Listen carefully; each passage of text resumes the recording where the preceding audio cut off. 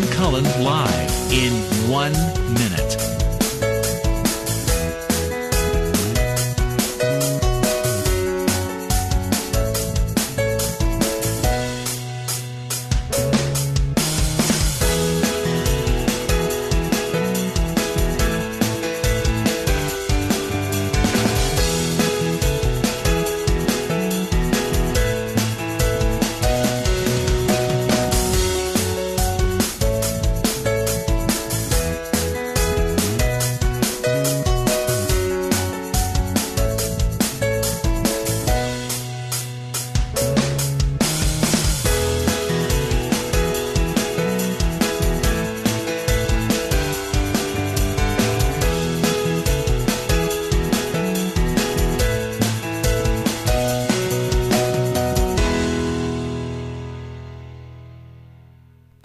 Welcome to Lynn Cullen Live at pghcitypaper.com. Email your questions and comments to Lynn at pghcitypaper.com. Well, hello there and welcome. I'm welcoming myself back since I wasn't here yesterday. I was on jury duty. Really? Mr. Potter. Chris Potter here with me, editor of Pittsburgh City Paper. Wait a minute. This reminds me. What? Do I know how your court date turned out? On your ticket thing? You probably told everybody. Well, I told everybody the next day, but I never told you. You never did. Okay, well, I will tell you. You can tell me during the break. But here's my juror thing. Have you ever seen one of these? Yeah, I've seen juror badges before, yeah. You see people walking around with them downtown when they let them out for lunch. They didn't actually take you, did they? No, but check this out. Check the fine print. Okay. Because my initial reaction was, it was a joke. I couldn't figure out what it was. Here, fine print under juror. Read. This card entitles the bearer to a free Coca-Cola. No. Not recommended for fine fabrics. It's to stick it on there. Yeah, I see. so I'm reading this. I'm thinking, is that a joke? Allegheny County, Pennsylvania, juror, Court of Common Pleas, not recommended for fine fabrics. It seems like the sort of thing you'd put on the back of the label. Right, it's such rather than just advertise to everybody that what you were wearing is coarse fabric. It's a non sequitur. Right. No, I think the idea is they don't. Obviously, you don't want to be a juror because stuff gets on you in the courtroom proceedings. You become tainted by so you don't want anything that stains too easily. Obviously, they have had complaints, possibly even a legal suit from some woman wearing a silk blouse. Right. Presumably, that suit was made with fine fabric. Yes, and it left a residue of some sort. No, as usual, I would. Many are called, few are chosen. And that's the way you prefer it, probably. Oh, did you actually were you asked questions and such? No, I mean this was particularly ridiculous because there has to be over 100 people, all looking miserable. Everybody's miserable. Mm-hmm. I brought I thought I'll take notes so I can write something later about the experience. No sooner did I sit down than I thought, I ain't taking notes. First of all, it's just it's the most deadly, dull, nothing. There's nothing to note. I thought, you could note the other potential jurors. I looked around. There was nothing to say. No. So they the judge comes in. It was Judge Borkowski this time. Oh, yes. And this is always my favorite part because I've done this many times. The judge comes in and he gives you a very serious talk about the importance of a juror. And I always like that part because it's true. And it reminds all these miserable people that they are here for an extraordinarily noble cause and a very, fraught, potentially, cause. He was the most, he was so... Do you know him? Yes. Is he like that in general? He was when I dealt with him, but but my interaction with him, my principal interaction with him was related. He used to be in the district attorney's office. That's right. And a case that he had been prosecuting was pretty well screwed up, so he wasn't particularly energized to speak. That's right. He was a prosecutor. What are some of his big cases? He actually did. He actually did some high-profile cases that he lost, and people were like, "How the hell could you lose that case?" And I'm blanking on them, and it really wasn't. Was he in the Gamage case? Yeah, maybe. It was something like that. Well, anyway, he was not a pleasant person, but I thought he gave a good a good speech. He even attempted to tell a little joke. And immediately after telling it said, but of course, laughter has nothing to do with why we are here. But the joke went something like this. He said, he was trying to tell all of us that if we thought we were going to get out of jury duty by saying that we had another appointment, we were very mistaken. And he said only very, very serious reasons, like you have major surgery scheduled for, tomorrow, would get you out. He said, believe me, in my career, I've heard it all. I've heard every possible reason. He said, although I must say that my favorite of all time was the man who actually argued the opposite, asked to be taken and kept as long as we possibly could since his in-laws were in town. That's good. That's funny. But he didn't laugh, and then he said, but of course, because we all sort of like, ha, ha. You know how you can one way, we had a guy get in touch with me who was kicked off of jury duty in part because he read City Paper. There was a question about it was a criminal case, and the question asked to the jurors were, if there was conflicting testimony from a police officer and a member of the general public. Here are the questions. Right. Yeah. So go ahead. Okay. Would you be more likely to believe the testimony of a police officer because of his or her job? And you have to answer yes or no. And then would you be less likely to believe the testimony of a police? Either way. This correspondent of mine said he would not be more likely to believe a police officer, and he was asked why, and he said because he had been reading stories in City Paper about police officers who had allegedly lied and misconstrued events to make them. I think it was Garrett Brown was the case in particular that we wrote about at some length about a year ago.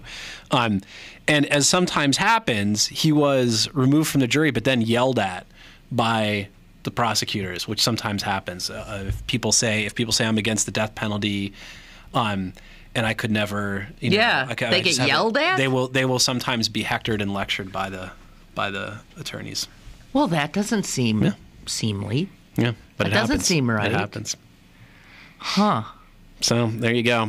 Well, so anyway, we sat. It was criminal court. Right. So I was really hoping I was going to get on because criminal cases will be more interesting than civil cases, and but it turns out that by 12:30, we were there for 4 hours, all of us. They hadn't impaneled a single. No jury had been chosen for anything, even though they said they had a whole bunch of cases. You would every once in a while see a lawyer running in and running out, and blah blah blah. And so clearly, what they eventually told us is that a lot of these cases had decided not to go to plea bargain or not to go to a jury, to go to da. And then finally, they started calling names, and they told us, everyone whose name was called looked like, oh, shit, and they get up, and you have to go sit in a specific seat. And they said there was going to be 21 people called, and it was on number 20, and I hadn't been called. And I thought, here we go, I'm batting 1,000. Yes. Lynn Cullen. Oh. I was shocked. But then, and they told everybody else to leave, go to lunch. They said, go to lunch, go ahead. And the rest of us are sitting there thinking, oh, man, we don't even get lunch, and we got to...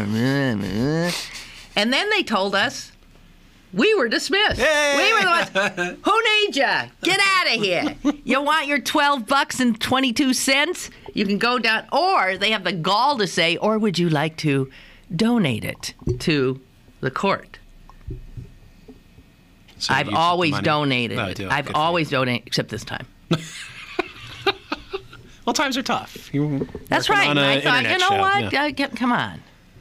My guess is once they realized who you were, they realized nobody else in the courtroom would get a word in edgewise. So they just forget it. All of you just go home. There was no indication that anybody recognized me. Oh.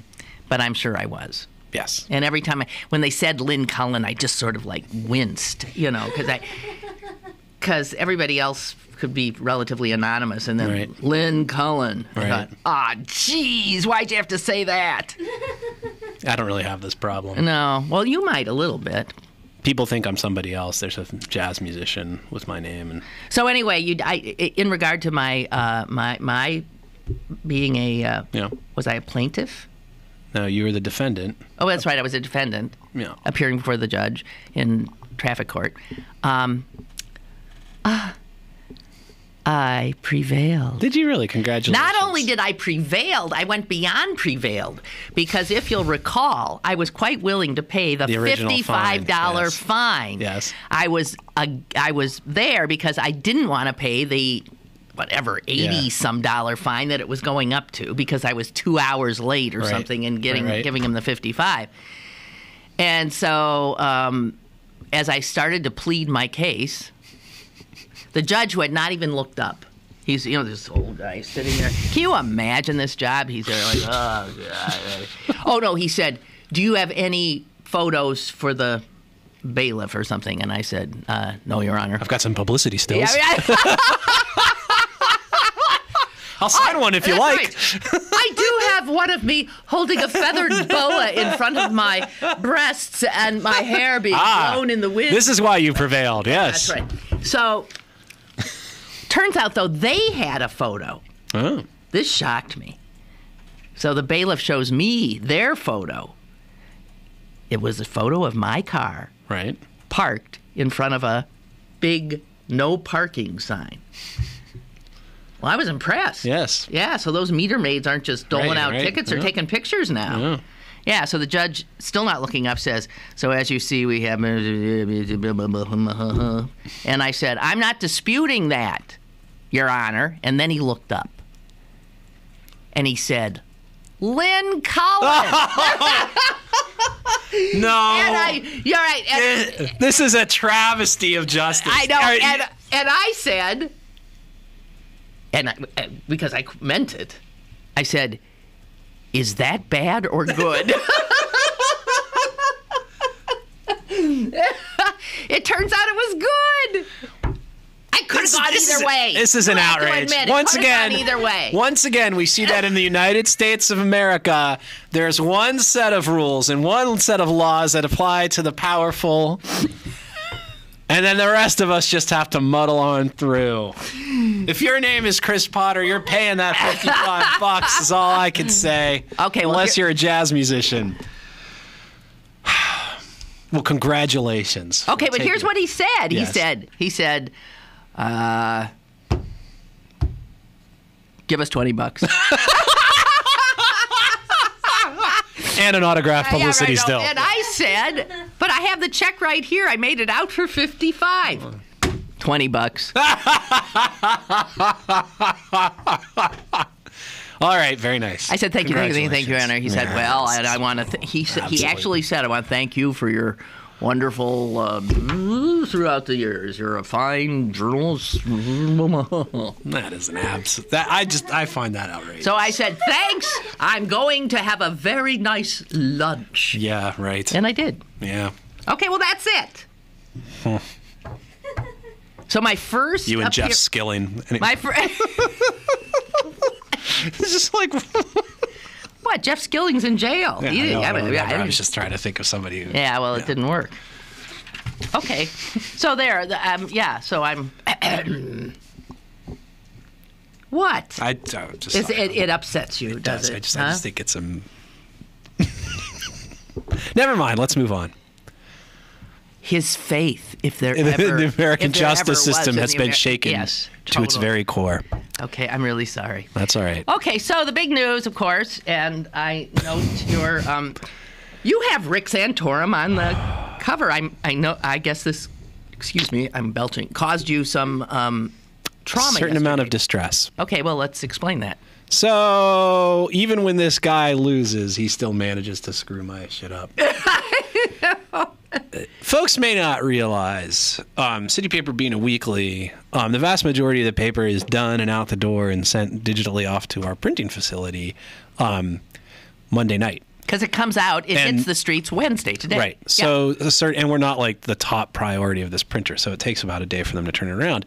Some of this stuff goes a little later. There's the occasional late ad or editorial column. but it goes to the printer, like it starts printing, I think, like right around 3 o'clock. As late as yesterday morning, people were still saying, I've talked to the Santorum people. They say there's nothing to this. He's still in it. He's got events scheduled today. He's got events scheduled tomorrow. He's got events scheduled on Friday. Da-da-da-da-da. This is going to happen, you know, blah, blah, blah, blah, blah. All of a sudden, at about, I think, like 1:40 yesterday afternoon, there started to be these rumblings like, oh, this thing in Gettysburg all of a sudden isn't a rally, it's a press conference, and oh, I wonder what's going on. And at that point, I picked up the phone and called up my long-suffering art director, Lisa Cunningham, and I said, we may have a small bit of a problem. Okay, so what was your cover? Well, the cover is still the same image. I mean, we couldn't change the cover image, which is this sort of zombie Rick Santorum thing. Where did it go? I don't know. I saw you looking at it before and kind of clutching your head in sympathy, I suppose. Here it is. So we just sort of tweaked the language a little bit. You know, like the original headline was like, he's back. It's this like zombie guy. So now you say it's not alive. Not alive. Yeah. And then these sub little things say what? The sub things basically say, you know, he came back from the dead only to drop out. Do we now have to wait until 2016 to ruin his career again? Which basically summed up my feelings at 2:15 yesterday afternoon. We also have in that same issue, and this is sort of the thing that's a downer. I mean, on some level, I was kind of looking forward to watching these guys beat the tar out of each other for the next couple weeks. I'll tell you who's miserable too.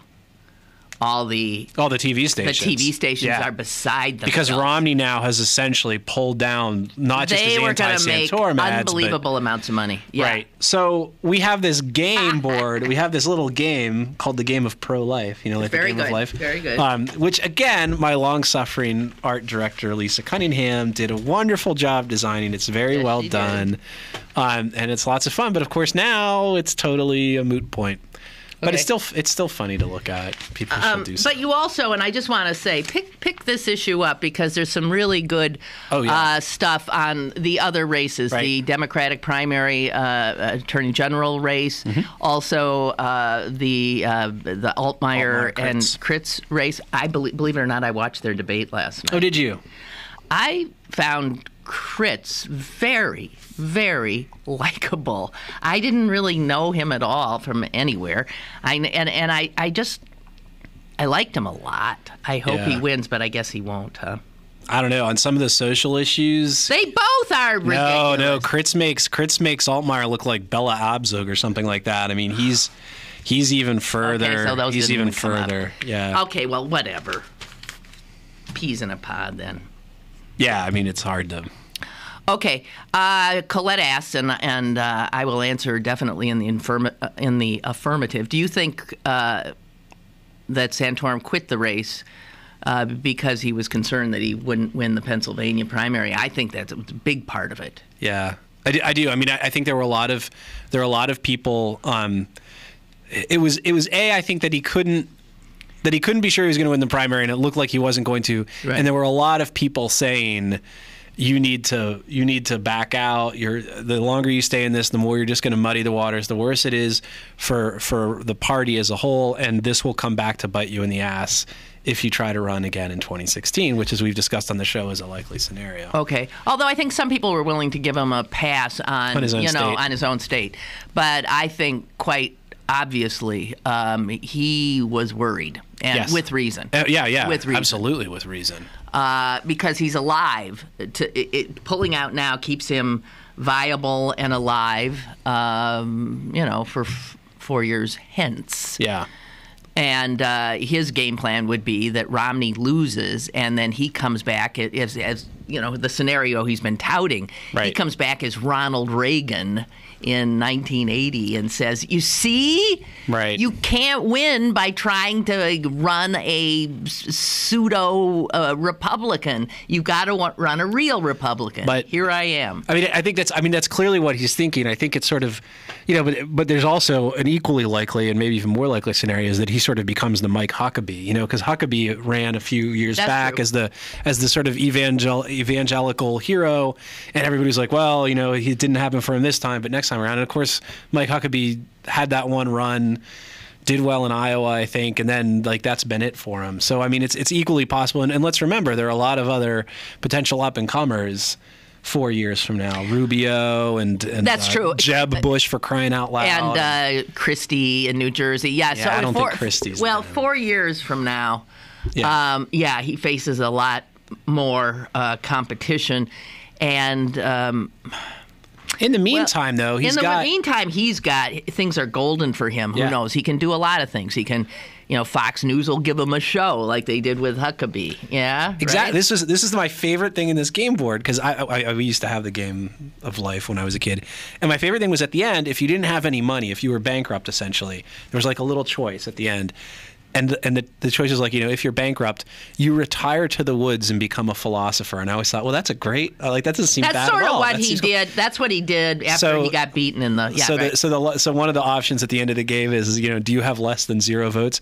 Retire to Fox News and become a philosopher. This is like my favorite thing about But I think, too, that sometimes a la Palin and maybe Huckabee, when they go that route, they enjoy it. Yes. They really love it's so much easier than the gig they had aspired to, and it's lucrative. Yes. And they get the People attention they crave and whatever, and they think, why the hell would I want to get out there again? And Santorum can always say that he's in a better pulpit now than he would be as president. That's exactly he can call us to our higher blah, blah, blah. Exactly. But I must say, he will never be a viable candidate in a national election, because he's just, I'm sorry, he's just too far gone. Yeah. He can't, and he destroyed himself. I think he could have actually pulled off the upset if he had been able to zip his lip on these, if he hadn't brought up, he's the one who brought up contraception and abortion and all this other stuff, whatever. If he had simply stuck with that, sort of populist, blue-collar stuff.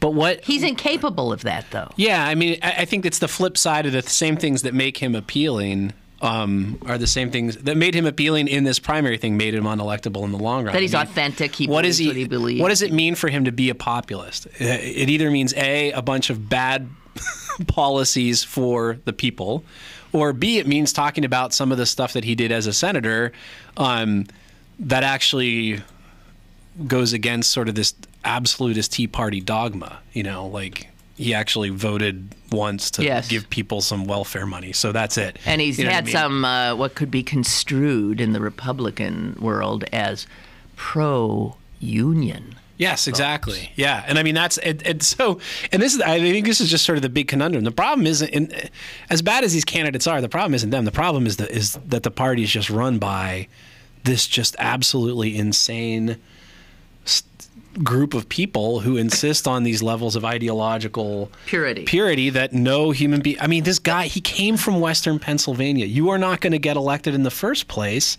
if you go out of your way to buck unions. Western Pennsylvania is weird. So if you're a Republican, you got to be sort of okay with unions. If you're a Democrat, you have to be sort of pro-life. Isn't that true? It certainly helps. Yeah. Yeah. So this is a very.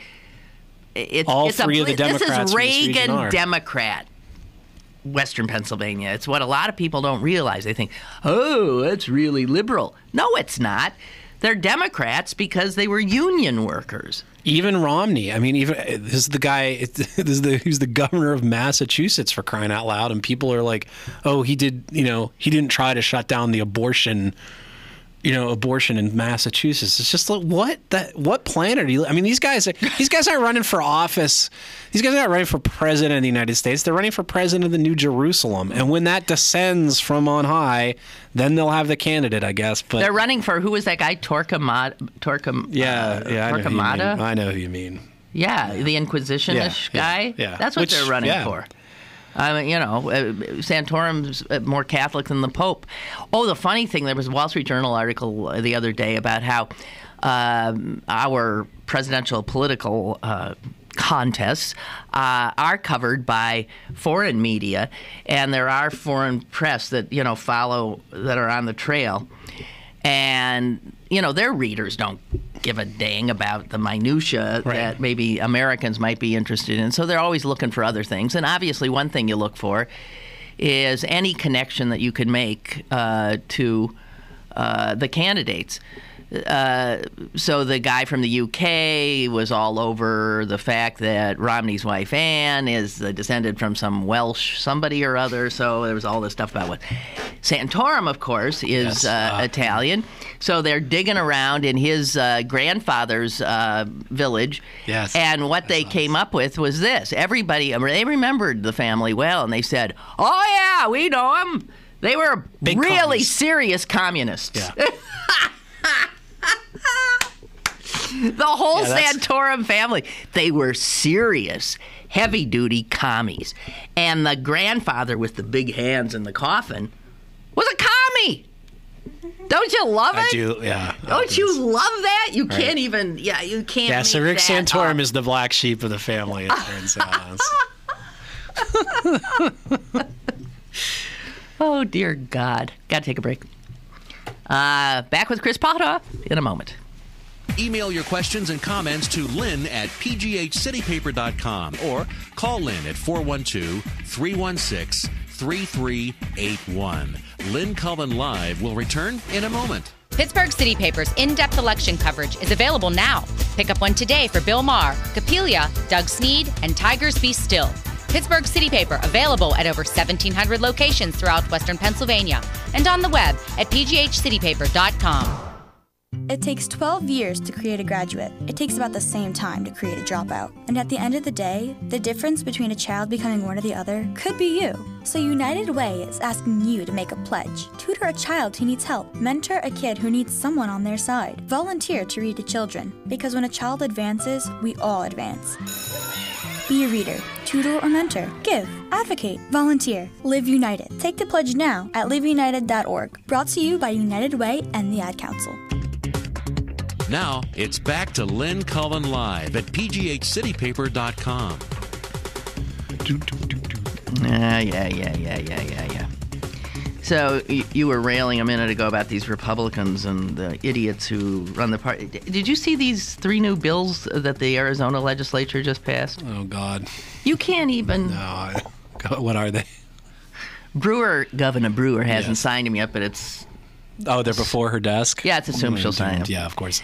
The best one, well, they all have to do with, like, abortion. By best, we mean worst. Yeah, they all have to do with abortion. No, so here's one of them is that it protects a doctor who, let's say, does an ultrasound on a pregnant woman, sees that the child is horrifyingly malformed.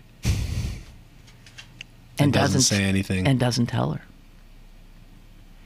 Because to tell her would make it more likely that she will terminate the pregnancy. It literally protects doctors from being sued if they withhold information about a pregnancy that could cause a woman to seek an abortion. How can that be legal? How can that be legal? And what's the standard for how is a doctor supposed to know what a woman's threshold is for, right? You know what I mean? What do you have an ultrasound for? You have it so that he can then describe what's there. And that's why Santorum wanted to do, he didn't want any coverage for these prenatal tests. That's right, because it would lead to abortion. This is theory, right. So you withhold information that would allow someone to make an informed decision based on their whatever, their psychological, financial, whatever abilities to handle a child. Whether they like have this. Insurance to take care of a child, whatever. Who has these needs. How could that be legal for a doctor to withhold information? I don't know. Okay, that's one of the bills. The other is a bill to mandate that schools addressing the topic of unwanted pregnancies, which would be surprising that they'd even allow a class that would happen in, teach that the two things to do with an unwanted pregnancy are birth and adoption. Mm-hmm. Okay? Mm-hmm. And finally, number 3. Number 3, first of all, makes a new definition of late-term abortion so that they're pulling it back. So they're trying to make more abortions difficult, if not illegal. And they're also setting a new date for when life begins. A sentence in the bill defines gestational age as calculated from the first day of the last menstrual period. Okay. Mm. Which means they're saying conception occurs sometimes before conception. Right? That's right. It's the last day of the last menstrual period. It's conception occurs before conception. So wait a minute. Yes. It is possible then, under Arizona state law, for there to be virgin birth. Oh my God. Right? If you're pregnant before actual insemination. Right? Yeah. That's a virgin birth, maybe. This is all about paving the way for the Messiah's return, my friends. For unto Tucson a child is born. Lo, there were illegal immigrants a-lowing in the fields, and then... No, Fear not! Technically, this bill declares pregnancies in Arizona begin 2 weeks before conception, generally. Right. So if you get pregnant your first time, it's a virgin birth under Arizona state law. Pretty cool. Do you know when I was a kid? I'm really pleased with myself. Okay. You know, when I was a kid, I used to worry about becoming pregnant, even though I hadn't done a damn thing. You know, I hadn't, because I thought, Mary was a Jewish woman. Right. This can happen to Jewish young women. Yeah. And I really worried that I would someday get pregnant, and despite my protestations that I didn't do it, I haven't done, nobody would believe me. And you know who would be judging you the most harshly, ironically enough? People Christians. like Rick Santorum. Yeah, right. I mean, that first bill is the one, as you said, it's the absolute, when you think about it, it's perfectly consonant with these ideas that women don't have an identity of their own once they begin to. They're just incubators. No, you're nothing. They're just incubators. You're a broodmare. You don't deserve. You don't deserve to know stuff. Also, knowledge is bad, right? People have to be kept stupid. It's all there. It's all because there. we're afraid of what they'll do if they have information that we don't want them to have. That's right. Isn't that amazing? It is amazing. There it is. There it is. People should leave that state. Oh. Ansel writes, if I were Obama, or if I were an Obama super PAC, I would collect all those sound bites of Rick Santorum slamming Mitt Romney, compose them in a commercial, and play it over and over again from now until November. Because it is true, Romney did take him on that health care issue better than anybody. Yeah. No one, not even Democrats, have been as critical of Mitt Romney as Santorum has been. Give us time. Give us time. Given that, I don't see how Santorum and Romney can make nice going forward, which they say they will do. Well, you'll see Santorum. Also, that reminds me. One of the things, and knowing Rick Santorum a bit, and I've said this to people on a one-to-one level, just talking to the guy, he's very likable, very nice. Sure. Yeah. But seeing him as a candidate, the first time I saw him as a candidate, he was in the studio with me and Harris Wofford. Mm-hmm. It was that was 2004. It was. And I was stunned at the level of sort of ugly vitriol coming out of his mouth that was going to, toward Wofford, who was this kind, sweet, terrible candidate. This kind, sweet, gentleman. Yes. Understated, sort of like this. And here's this young guy who's just like going at him. And I remember thinking, you are...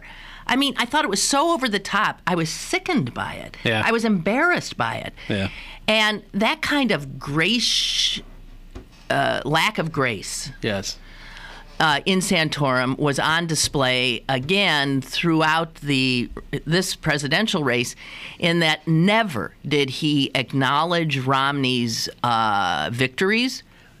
Never did he credit him or congratulate him. And even yesterday in leaving the race. Yeah. Because, frankly, Romney had beaten him.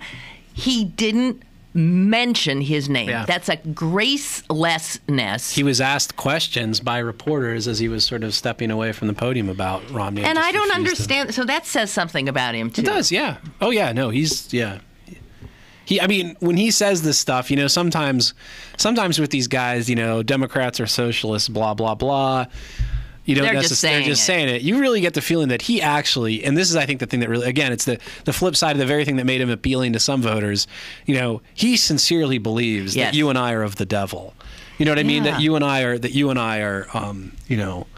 well, that of we're darkness. Definitely going to hell. Yeah, and that we're agents of darkness on the, in this veil of tears. So, and that's what people like about him. But it's also what, of course, just makes him just such a completely despicable human being in my book. I mean, at least as a public figure goes, I'm sure, he's obviously a devoted family guy and I respect all of that stuff. Yeah. But it's just really hard. It's just really hard to say something about a person who uses his faith in, frankly, what I regard as a totally unchristian.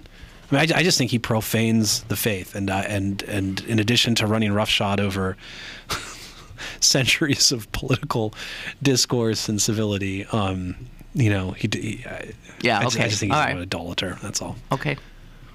So guess who goes on trial tomorrow? Another Ori sister? No, you're in the political arena, but it's you have to go back a few presidential races, or no, just one. Edwards? Remember John Edwards? Yeah, Edwards. Yeah. Well, he could end up in jail with the Ori sisters. And the allegations were that he used money from some supporters that were he misused campaign funds to buy off and to cover up the mistress. Right. And, right. Well, to me, that's a legitimate campaign expenditures. I mean, the rules of campaign expenditures are it's done to affect the outcome of an election. I would say, buying off your mistress and trying to hush up an affair would be hey, if, as we've reported, Luke Ravenstahl can use his money to go to the Super Bowl. He can use his campaign funds to do that. You're going to tell me that concealing a mistress is out of bounds? All right. So I want to be. We're seeing these ads for the two Democrats in the Attorney General race. What's her name and what's his name? Karen Kane and Patrick Murphy. Okay, Patrick. But okay, they both look like very attractive people. So it's tough. I mean, I'm sort of shocked that he flat out says something that you don't say to Democratic voters in Pennsylvania. He goes out of his way to say he'll protect the woman's right to choose. Mm-hmm. What, has he got a death wish or something? The woman doesn't say that. Yeah, that's interesting. She does all the usual stuff. Right. You need a prosecutor. Right. I'm tough. Somebody threatened to kill me. I said, bring it on. I mean, that kind of stuff. And then I stood behind somebody else. Yes, I'm paraphrasing. Right. But she's very attractive, too. She's very pretty. And I'm always arguing for we need some women in the state, so I want to vote for her. On the other hand, I want to reward him. Yeah. And ironically, the National Organization of Women endorsed him yesterday. Wow. And I think it's precisely for that reason. Because I think because he has been very he's if he were a Republican, he'd be making a bigger deal about being a war hero. Yeah. Yeah. Yes, I mean this is sort of an interesting line of work. He was sort of like a combat attorney.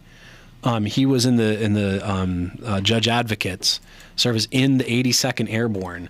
Yeah. So we had him in the office a week or two ago, and it's just sort of a very interesting story. You know, he was there and he was doing, you know, courts martial of service people, but then also prosecuting in Iraq, in Baghdad, prosecuting people who had attacked U.S. troops.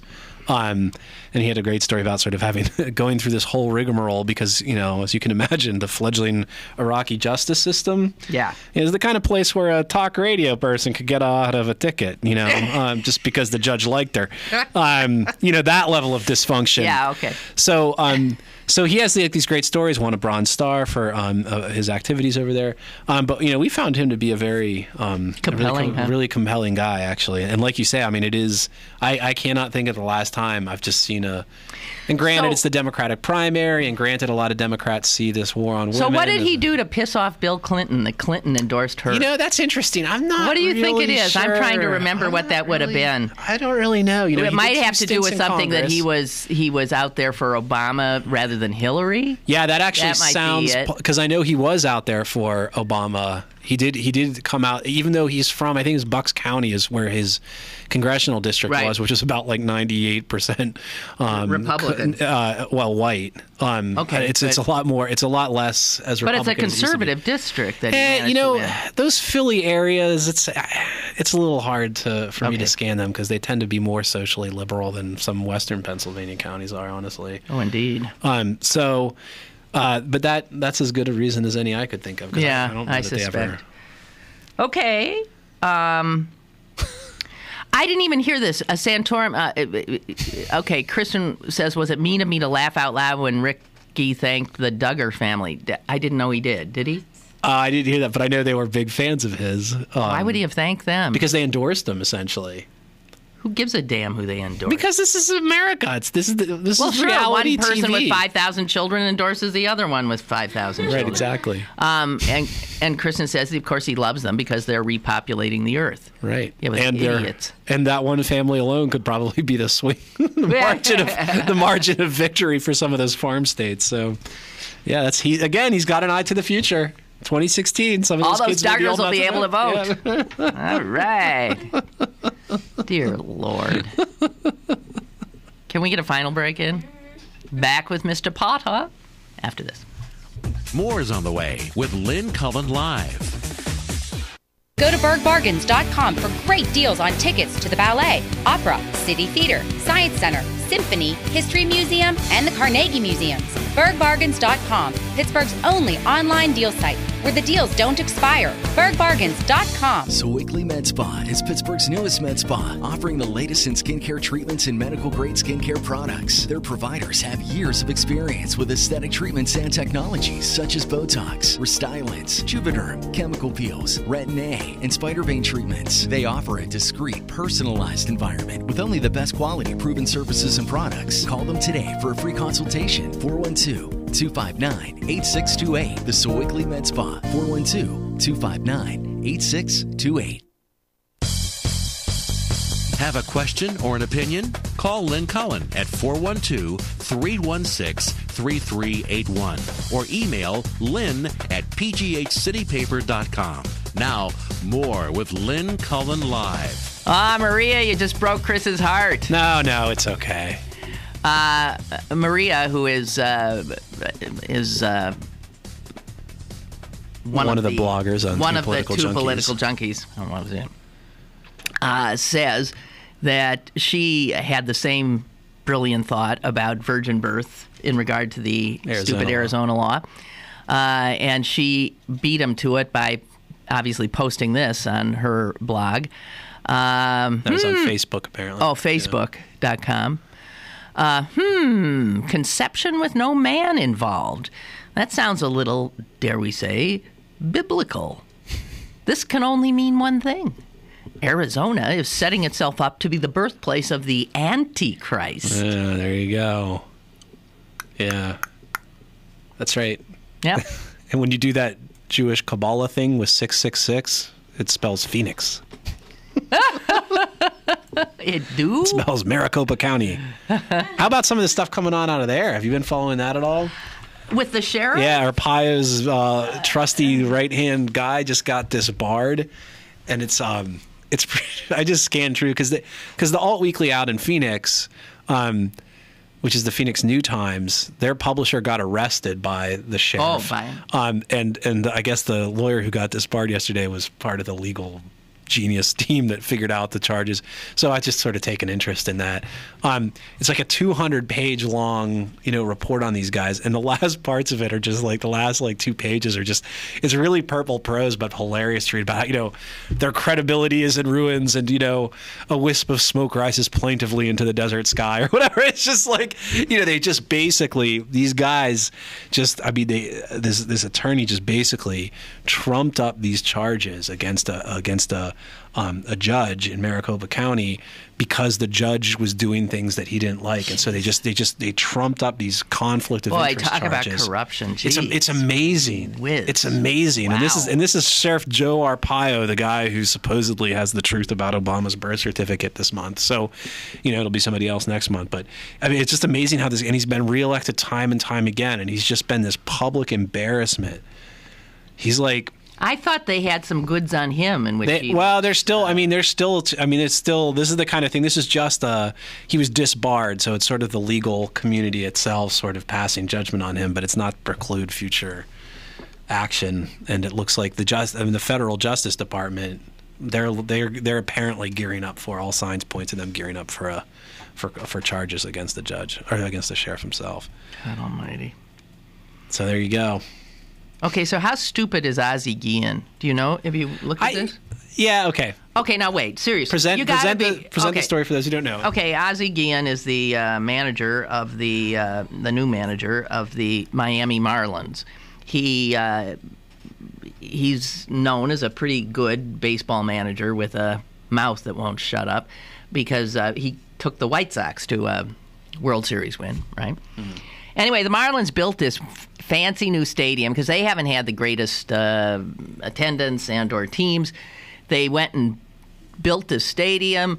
They went and got Guillen. They even put the stadium in the Little Havana area of Miami. And they bring in a Hispanic manager. What could be more perfect for marketing to that population? And then Guillen, in an interview with Time magazine, remarks on how much he loves Fidel Castro and respects him because, as he said, they've been trying to kill that guy for 50 or 60 years, and the mother effer won't die. He says, I love that. I got to respect somebody like that, which I can, completely sort of understand. Flippant sort remark. of comic remark. Okay, well, you don't say you love or respect Fidel Castro anywhere, let alone in Miami. And all right. So he's been suspended by the team for 5 games or something. Big deal. That's not gonna quiet this mob. Right. He'll be gone before the week's out. Yeah. They'll have to get rid of him. So I think that also is a travesty. Okay. I mean, was it sort of stupid given the political situation, all that stuff? I would agree that it was. But on the other hand, I just feel like, to me, this is just it's a minor, trivial issue, but let's face it. I mean, the Cuban expatriate community are nuts. Has just dominated the discourse about Cuba for 50 years. Yeah, I think to the detriment of Cuba and the United States. You can't tell me that Cuba. I mean, I'm not trying to turn a blind eye to anything that Fidel Castro has done, but I think it's pretty obvious that Fidel Castro has nothing on, say, the government of China. Which has its own checkered story when it comes to human rights abuses and everything else. And yet somehow, that if he'd said something about China, boy, I really, thought Deng Xiaoping was a heck of a premier back in his day, nobody would be calling for his head. But because this thing has been so politicized and fetishized for decades. Well, that's right. I just think it's a shame. And So who cares what he thinks anyway? I know. He's a dead man. It's a flippant remark. He wasn't saying like, "Wow, I certainly admire Fidel Castro's policies." I mean, I agree with him. You have to get a kick out of the fact that since JFK, they've been trying to knock him off, literally. Right. And he's buried every how many presidents from JFK is through? I mean, just it doesn't matter. Nixon, Ford, Reagan, Bush. Clinton, I just thought the ones who died. No, I'm just thinking. No, but I'm just thinking. Right. I mean, wah.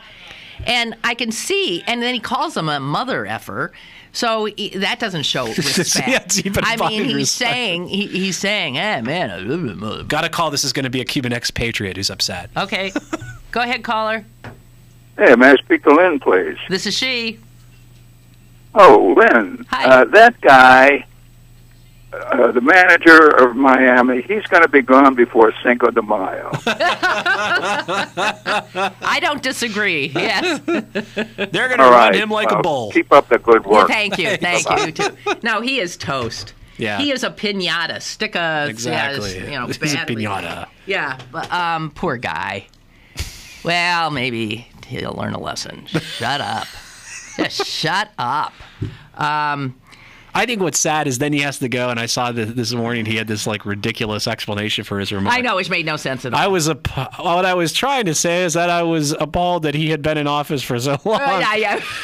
Come on, dude. It was just a joke. It's just a joke. Well, they don't have a sense of humor about that.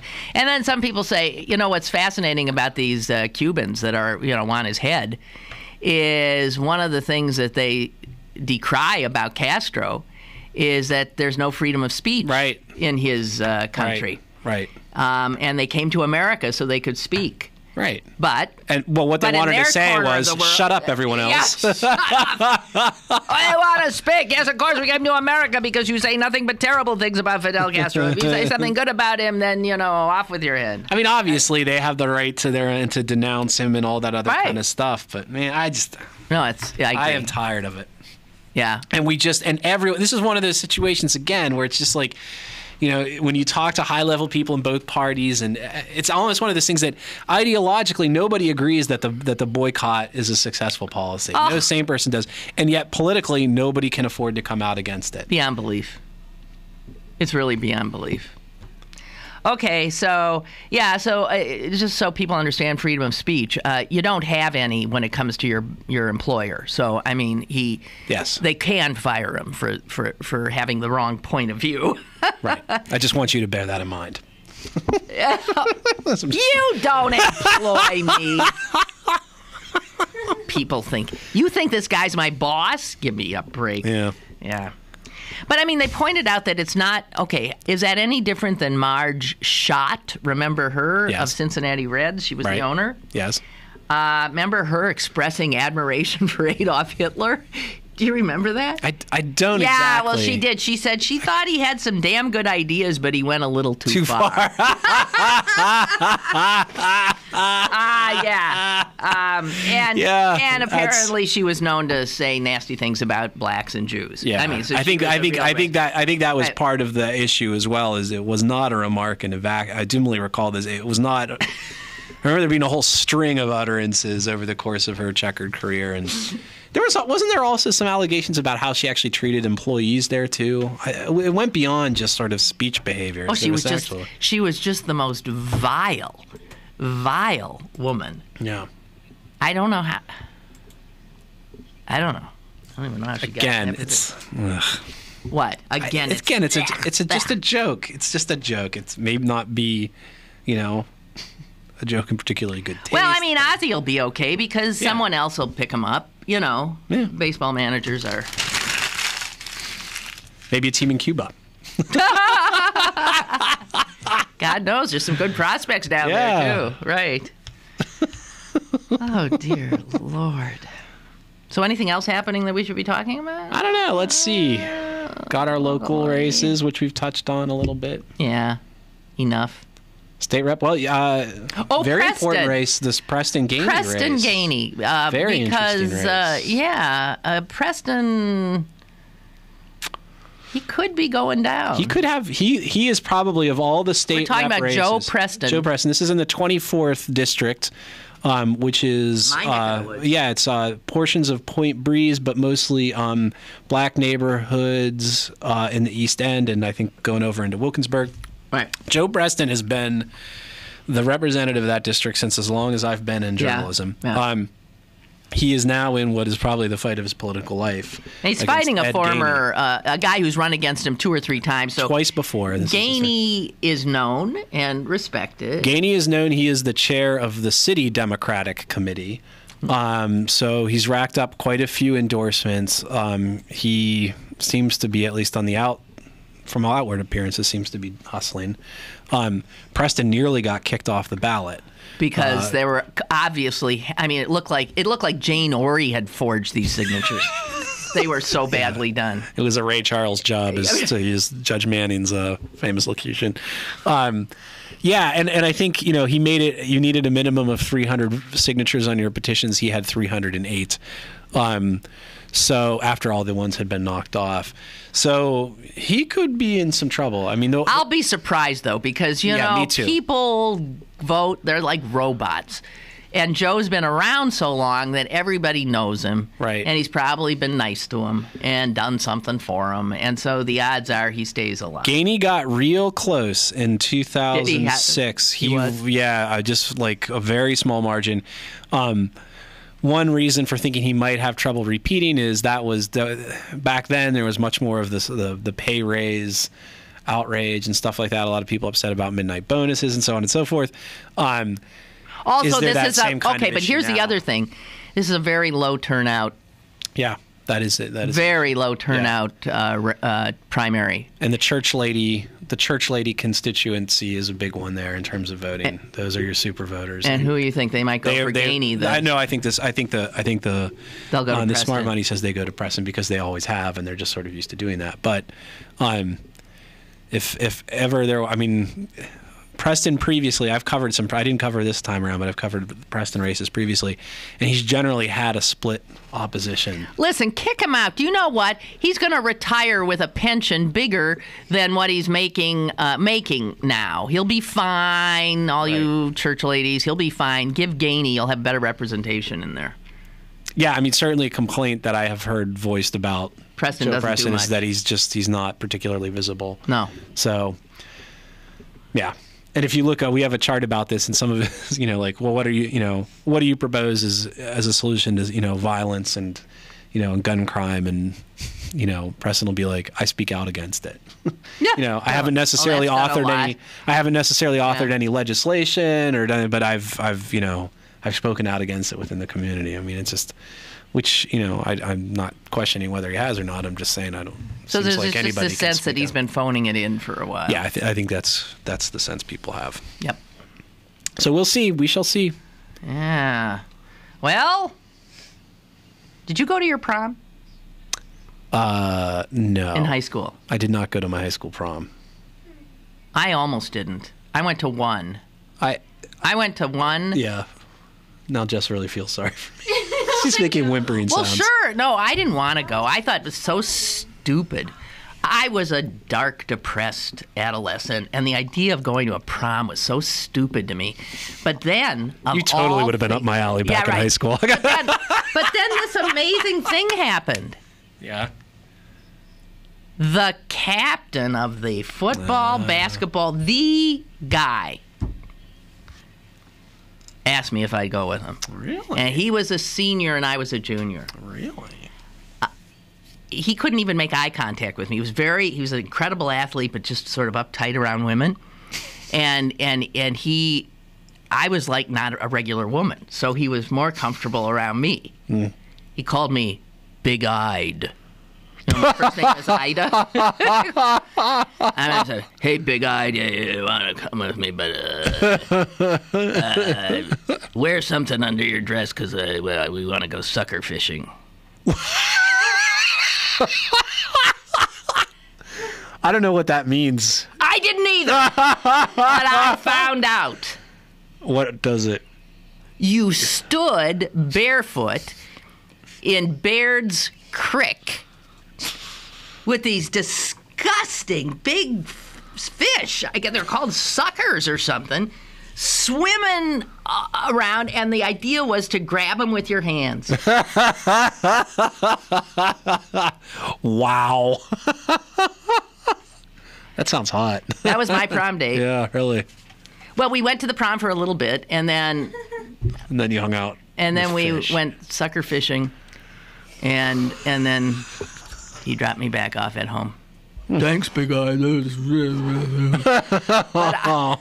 Why are you making fun of him? He sounds like a nice young man. You know, it was, God, it has to be now about 15, 20 years ago. I'm doing my show at WTAE Radio, and I see on my computer screen for the calls. that on line 3, your prom someone date. wants to talk to Big Eyed. Oh, that's so sweet.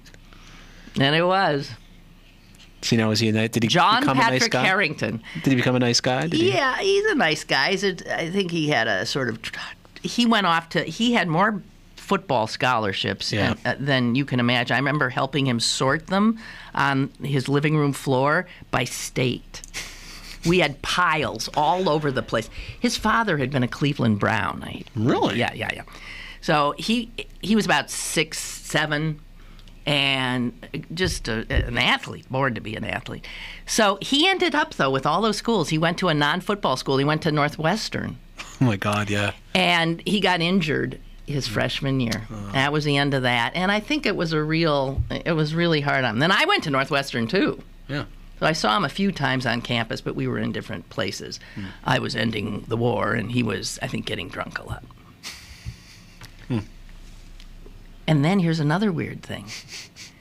I'm walking my dog over in the East End one day, and I bump into a guy who's doing yard work, and he said, I know your prom date. And I said, you're kidding. He said, yeah, Pat Harrington, sure, I know him. His wife's college roommate married him. How odd is that? Yeah, that is weird. Isn't that odd? That is weird. I should say, because Jess obviously is feeling sorry for me. No, I'm not. I didn't go. I actually did have a girlfriend. She was the type who didn't want to go to prom. Okay, see, we liked it on the edges. Yeah, right? exactly. I was not a you rah rah. I don't remember anything but being relatively miserable and not fitting in. Yes. I was weird. I was popular, but didn't fit. Yeah. Me too. Oh, you too? You were popular but didn't fit? Mm-hmm. Well, It's like it's like the island of misfit toys of online radio broadcasts. Oh, God. Okay. That's it. I think that's it. Reminisced about your high school boyfriend, and he wasn't my boyfriend. I just got him to. He just wanted. You just went sucker I think he had fishing. to show up. I think something. He might have been the king or something. Oh, really? I don't know. He had to show. So I just want to say, in some cultures, you go sucker fishing with somebody, you're actually married to them. Are you really? So I'm told. Oh, God, I hated every minute of it. I swear, I think I even liked the prom part better than the sucker fishing part. And I mean, we were both so uncomfortable. It was like, okay, that's it. That's my great prom memories. Bye!